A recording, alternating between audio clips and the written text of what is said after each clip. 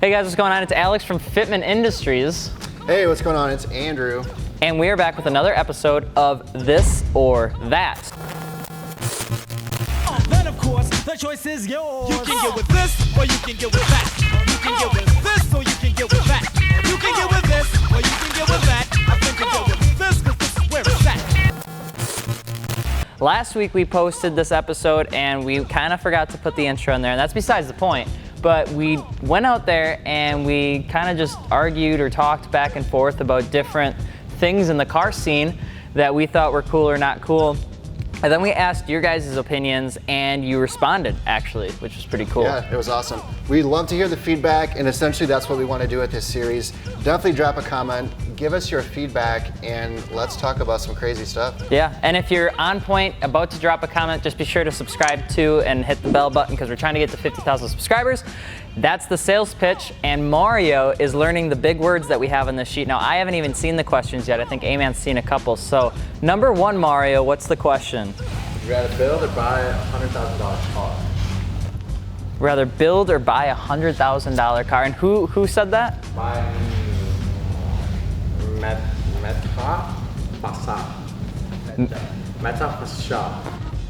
Mario is butchering this so bad. So if you wrote the question, we're gonna drop it. We'll draw you. Thanks, Mario. Mario isn't very good at. He doesn't read very good. You want to pronounce something? Metaphagia. Yeah, I remember that. Yeah, I remember saying All right. Metaphagia. So would you rather build or buy a $100,000 car? Well, we're sitting by a couple $100,000 car. That's and, true. You know, as dope as like the exotic cars are, I would build one. If you gave me $100,000, I'm gonna buy like $40,000-$50,000 used vehicle, and I just want to go crazy with the parts because the most exciting thing is, ordering the parts, doing the research. What kit do you want? What wheels do you want? What suspension? What color? Sure. What fenders? What chassis mount spoiler do you want to go with? Oh boy. So, no, I'm definitely gonna build it, and I think that's a fun part about being a car guy, man. Yeah. Build the thing. I don't want to buy a $100,000 car and then not have money to do anything to it. Yeah. I would probably say kind of the same, but focus a little bit more on the buy and then have a little bit money left for building. So if I had $100,000, I'd probably spend like 75 to 80 on the car and then have the remaining 15, 20 to float around and to kind of make it mine. And the only reason I say that is because when you start jumping up into those like $50,000 car price point, modifications become extremely, extremely expensive. So if you can find a car that has kind of the heavy duty stuff already done, you're saving yourself a fortune, then you can take the 15, 20 grand, you can buy yourself the wheels, the tires, suspension, upgrade some of the older stuff that's on the car, and then maybe get, I don't know, a couple extra goodies. So sure. I would still say build it, but not to the extent of starting from like complete scratch and doing a complete rebuild, because those are just a huge pain in the ass. That's not for me. That's not for me. No. All right, next question, Mario. All right, coming from Garrett T. Would you rather have beautiful heavy wheels for aesthetic or lightweight average wheels for performance? Garrett T. So Garrett T asked, would you rather have cool wheels that are heavy as all hell or lightweight wheels that are bland? Yeah, for the track. Oof. I'm personally not a super massive performance guy. Like, I like going fast, I love that kind of stuff, but if there's a wheel that I really enjoyed and I like the style or I like the finish or something, like I want it to look awesome first. That's just me. I'm not really worried about the weight because, depending on what you do for performance mods, obviously you can make your car go fast. So I'm not all about the like super simplistic, like extremely lightweight stuff. Yeah, I would agree with that. I understand the performance aspect of lightweight wheels, and we actually did a whole thing about sprung and unsprung weights, so I can see why people go for that style of wheel. Definitely makes sense. But for me, and from an aesthetic point of view, I'd probably rather have something that's just a little bit flashier, that probably looks a little bit better and weigh a little bit more, because I'm comfortable with that. I'm not trying to shave hundreds of seconds off my drag time or trying to shave, half a second off, a road time that I'm trying to beat. But that's just for me. I enjoy, driving the car, having it quick, but then also looking the way that I want it to, because I find cars just to be a reflection of like who you are as a person. So I like the flashy kind of in your face, almost a little bit creative, I guess you would say, versus something that's really bland and conservative. Agreed. Next question, Mario. Next question from Alex Fernandez. Would you rather drive an automatic or manual transmission? Alex F says, do you want to drive a manual trans or an auto trans? First off, I'm going to say, what is the car? Super controversial topic, of course. And I want to state that I used to drive a manual, and I still know how, because I know there's plenty of the kids out there that are like, what is this anti-theft millennial device?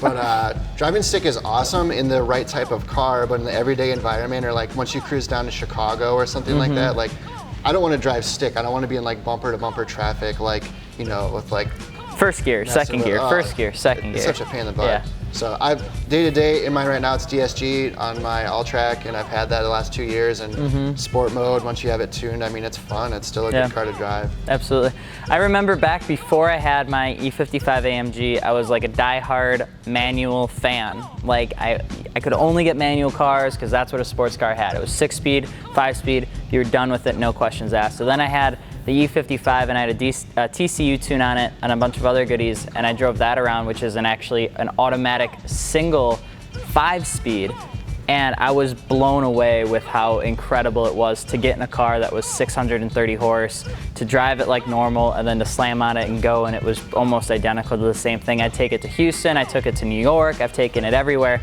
and it was so nice just to have that thing and drive and just let it do, you know, your own thing. So I guess it does kind of depend on, you know, what your purpose is. My summer car is a manual, just because when I'm driving it, I want to be able to play around with the gears. It's a ton of fun. I despised my E55 trans before I had the TCU tune because it would shift for me even when I had it in manual mode.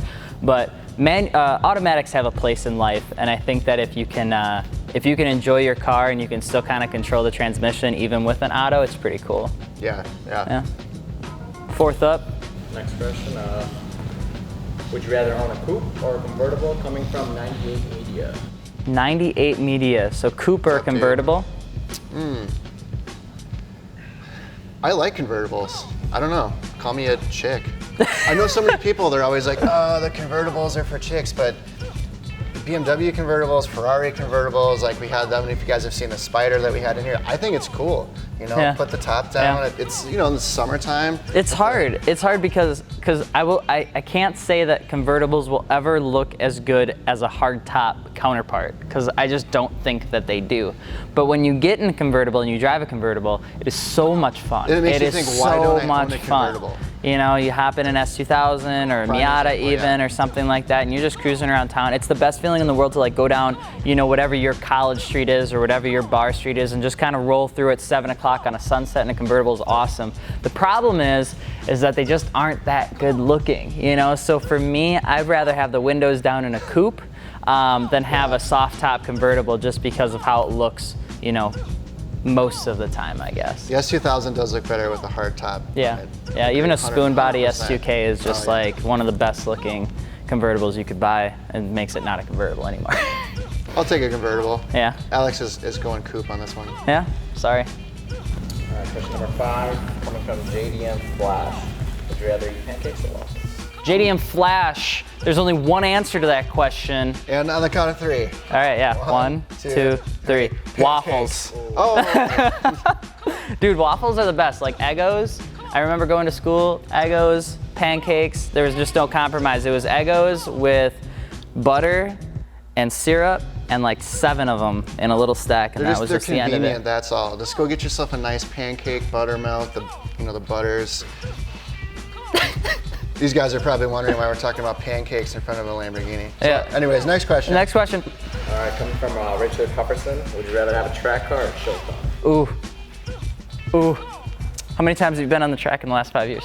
Negative. Yeah. I'm a show car guy. I love going to the shows. Like the coolest thing that I've ever done in my whole life was go to SEMA last year. And it makes me want to just like spend every dollar I own on my car and build a SEMA car. It's awesome. Like I love the custom trunks, the custom paint, the wheels, all that stuff. I love going to shows. I love the atmosphere. So like, absolutely. To me, that's dope. And like, I'd rather have a buddy that has a track car and be like, hey man, like give me a ride. Yeah. I mean, you can do all that.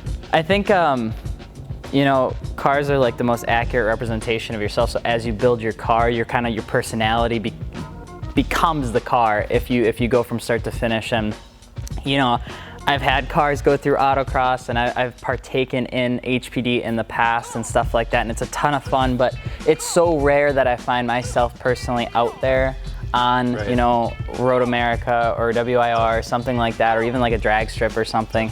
So my preference would be to have like a track-oriented vehicle that I could take to a car show and still look the part and maybe not have all the fancy widgets that make a track car. Sure. You know, so I had a Datsun that had no interior, had nothing in there. It was pretty much meant to go fast in a straight line, and that was it. And I did not like that at all.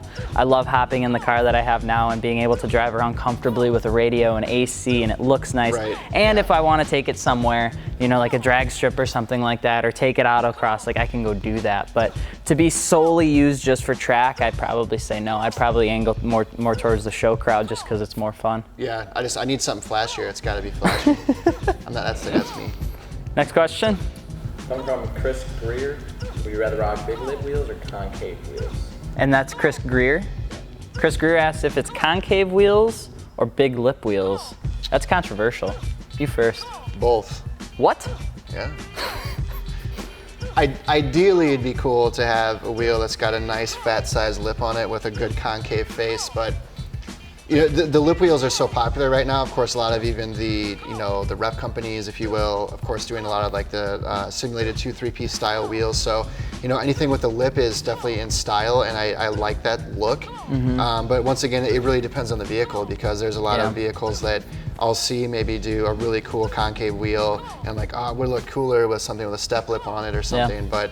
But I really like concave stuff. There's just something about like a really dope concave wheel, that spoke element just like diving into the middle. Yeah. It just looks dope. And some cars you can't even do the concave look if you wanted to. So like the Aventador, the front wheels, they're just incapable of being concave. Right. It's the same thing with Corvettes. A lot of Corvettes in the rear have an extremely flat profile just because they tuck the wheel so heavy. So some cars it's just not even possible to get either look. Concave, I like the look of concave more than the lip style. I think the lip style is more dated than the concave style, just a little bit. But I think when you start getting crazy with the lip construction and you go away from just having a polished lip to like a carbon fiber lip or a colored lip or something like that, you can start to kind of rejuvenate like the design style of having a big lip. But if I could choose between one, I'd probably say concave. I like the concave look. All right, next question from Waffle Time. Would you rather own a Euro car or JDM car? Was his name Waffle Time? Waffle Time? That man has the right. Yeah, that man has the right username. Waffle I'm Time. waiting for the screen name Pancakes 101 or whatever. What was the question? I completely spaced JDM it. or Euro? Yeah. Right? Yeah. Well, Yeah. I'll go first. Everybody knows I'm a Euro guy. I've had a Volkswagen the last couple of years. A lot of buddies into the Audi Volkswagen thing. We saw a bunch of the M Series. Yeah, that was ripping crazy. around at SEMA, those dudes on the Continental track just whipping, donuts Yeah. and drifting and stuff. So Yeah. I love the whole element of them. I like the lips. I like the community. I like a lot of the body parts. I'm just like a massive fan Mm-hmm. of just like the whole body styling, even the retro stuff too. But I do like everything, but I think I'm gonna be a Euro guy for life. Like I'm all about it. Yeah. I think for me, like if I could see myself in 20 years and hopefully having a garage filled with multiple cars, like the car that I would take to like a Sunday cruise would be like an old school Datsun, like old JDM style. I'm just a huge fan of the old Japanese, styling cues and designs and everything like that. I love old school Euros. They definitely have a place in my world. But in terms of like how expensive they are and the cult following that they have, they're so hard to get a hold of. They're so hard to maintain, at least in my eyes, whereas a Datsun is a little bit easier to get your hold on.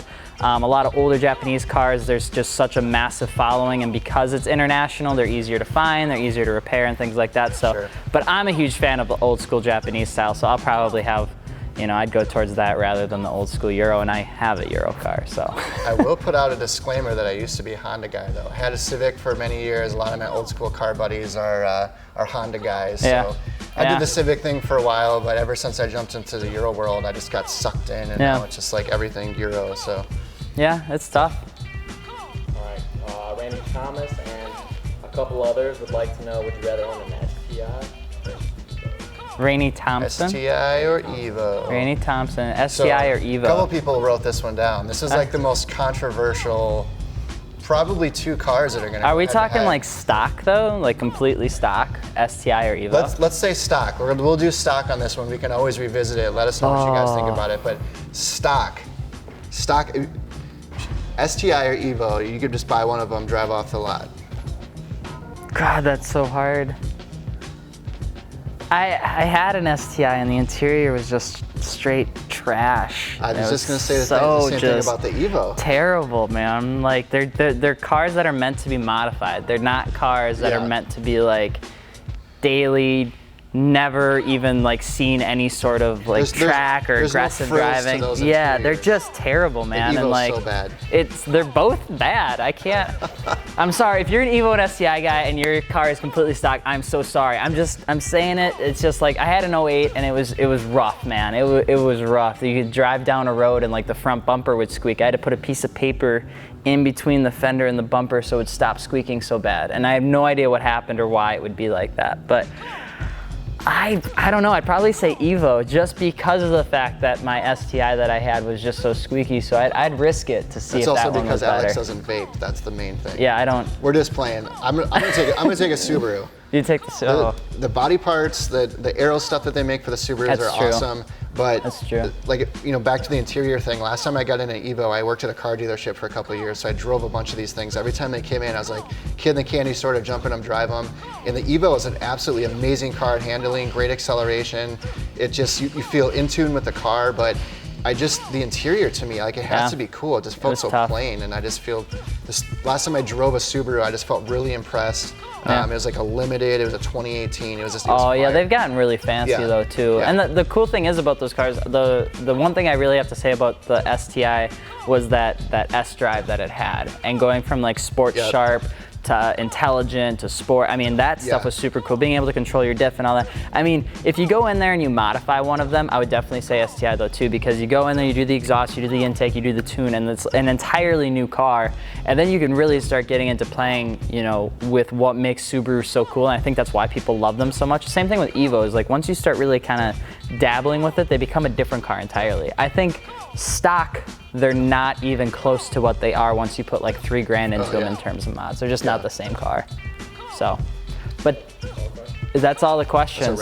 That's our wrap. So that is the second episode of This or That. Like I said, or like we said before, just drop your comments below and thumbs up, thumbs down, which ones you want or don't want, and then we'll pick them out and talk about them. Yeah, shout out to you guys that wrote the comments for this week's episode. So we definitely appreciate that, and we will be sure to read everything and have our camera guy Mario or Chang here pick out all the exciting ones for next time. So appreciate you guys watching. Yeah, we'll see you later. Peace. Peace.